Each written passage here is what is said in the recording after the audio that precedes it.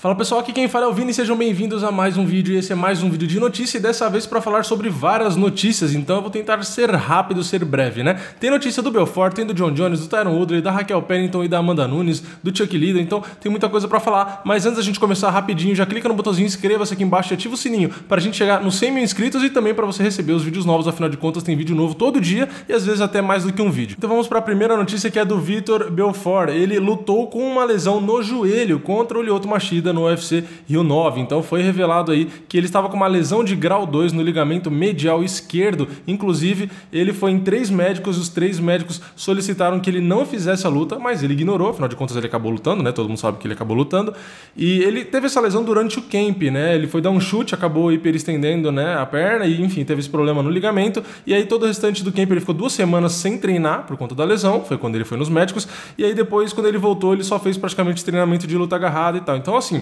realmente atrapalha e muito esse tipo de situação, mas eu não acho que é desculpa, eu não acho que serve até como desculpa para o resultado da luta. Afinal de contas a luta foi bastante estudada, não tiveram tantos golpes, ele não tomou golpe no joelho, e o golpe em que ele foi nocauteado, o joelho em si não ia fazer diferença nenhuma, né? Então eu não acho que tenha atrapalhado, não acho que seja desculpa, simplesmente uma notícia aí que é bastante importante, né? No final das contas a gente nunca sabe antes da luta, porque todo mundo antes da luta fala que tá 100%, né? Mas aí depois da luta sempre tem alguma coisa, né? Costela trincada, ligamento ruim, dedo não sei o que, sempre tem alguma coisa aí, né? Então essa foi a notícia do Belfort, ele realmente lutou com uma lesão aí no joelho esquerdo, né? Próxima notícia dessa vez é do Tyron Woodley, o atual campeão meio médio do UFC, que tá um tempo aí afastado por conta de lesão também, né? Uma cirurgia no ombro. Ele criticou uma possível luta entre George St. Pierre e Nate Diaz. Parece que o UFC tava tentando negociar esse confronto, né, entre St. Pierre e Nate Diaz. St. Pierre, que era o campeão meio médio, depois se aposentou, voltou, lutou com o Michael Bisping, que era o atual campeão peso médio, conquistou o cinturão e aí depois agora se afastou de novo, até deixou o cinturão. Enfim, e o Nate Diaz é aquele cara que lutou 2 vezes com o Conor McGregor, né? Venceu uma e perdeu outra, e parece que o UFC queria fazer essa luta entre eles porque são 2 caras que vendem muito, então é claro que o UFC tem interesse em fazer. Eu não acho que é uma luta ruim, né? Mas o Tyron Woodley realmente também tem um pouco de razão em criticar, né? Porque o Tyron Woodley é o campeão, ele tá ali na categoria e ele não... Por que não ele? Por que ele não luta com o St. Pierre ou ele não luta com o Nate Diaz? Enfim, o UFC eu acho que não vai muito com a cara do Tyron Woodley, né? Porque ele faz algumas lutas chatas, porque ele reclama às vezes, então o Tyron Woodley às vezes parece que é meio deixado de lado. Então assim, ele é o campeão, né? Não tem o que fazer, o UFC não tem o que fazer, mas realmente o UFC planeja aí essa luta entre St. Pierre e Nate Diaz, porque venderia muito mais do que St. Pierre e Tyron Woodley, ou Tyron Woodley e Nate Diaz, né? St. Pierre e Nate Diaz são os 2 caras, os 2 lados vendem muito, né? O Tyron Woodley não vende tanto assim, então aí o Tyron Woodley acabou reclamando e ele inclusive deu a declaração dizendo o seguinte: deixe-me dizer isso de maneira muito educada, acredito que os 2, George St. Pierre e Nate Diaz, fazerem uma luta é a jogada mais frouxa do planeta. Se você vai ser o campeão mundial do peso meio médio e o campeão linear e tem o atual campeão constantemente te desafiando para uma luta, você não evita lutar com ele e sobe de categoria, muito menos desce de categoria e luta em um peso que nunca lutou na vida. Então assim, só para explicar o porquê que ele tá falando isso, porque a luta entre George St. Pierre e Nate Diaz não seria no meio médio, provavelmente seria no peso leve.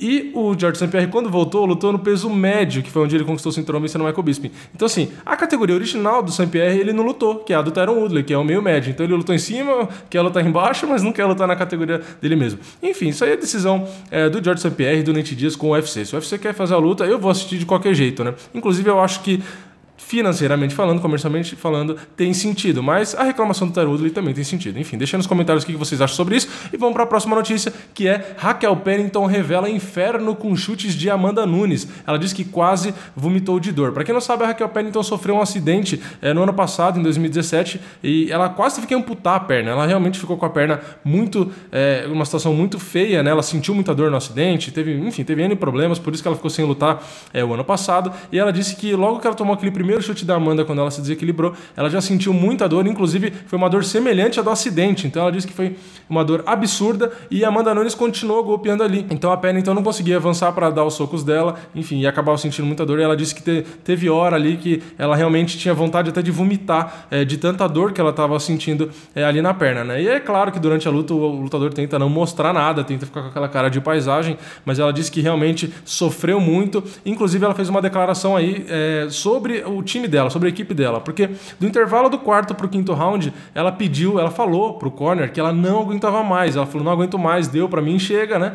E aí o corner falou, não, vai lá que você consegue, então não jogou a toalha, não entregou, e aí tiveram muitas críticas pro corner, mas a Raquel Pennington e a namorada dela, a Tisha Torres, e enfim, todo mundo ali da própria equipe disseram que foi um consenso entre eles depois, que não tem problema nenhum. A Raquel Pennington inclusive falou que o pessoal não precisa criticar, porque ela aprovou a atitude deles, inclusive porque ela disse que se tivesse parado a luta ali, depois da luta ela teria se arrependido, e foi isso que o corner falou, a gente sabia que se jogasse a toalha ali, 5 minutos depois da luta, ela ia se arrepender. Ela falou, putz, você não devia ter desistido e tal. Então, realmente, eles conhecem os limites dela. Isso que a Raquel Pennington falou. Meu corner sabe o meu limite. Meu corner sabe até onde eu posso ir. Sabe que se eu estiver realmente sofrendo algum risco de ter algum problema mais sério e tal, eles parariam a luta. Então, eles sabiam que dava um pouco mais. E a própria Raquel Pennington falou.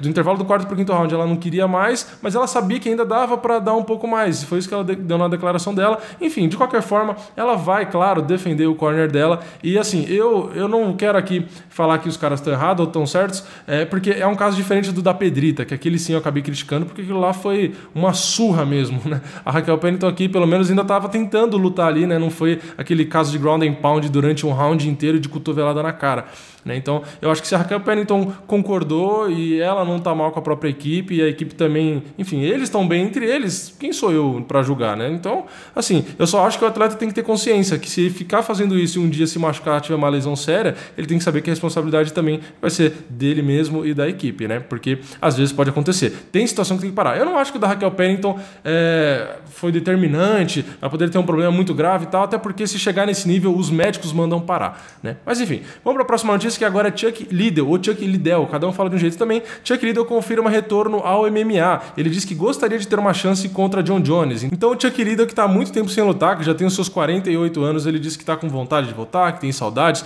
inclusive que ele queria fazer mais ou menos umas 2 lutas aí de aquecimento para depois enfrentar o John Jones. E o John Jones até respondeu de maneira meio irônica no Twitter, né, falando: você deveria testar a força da sua mandíbula antes de dar uma mordida no que não pode mastigar, tipo dando uma indireta, né? Faz algumas lutas aí e tal, depois a gente luta.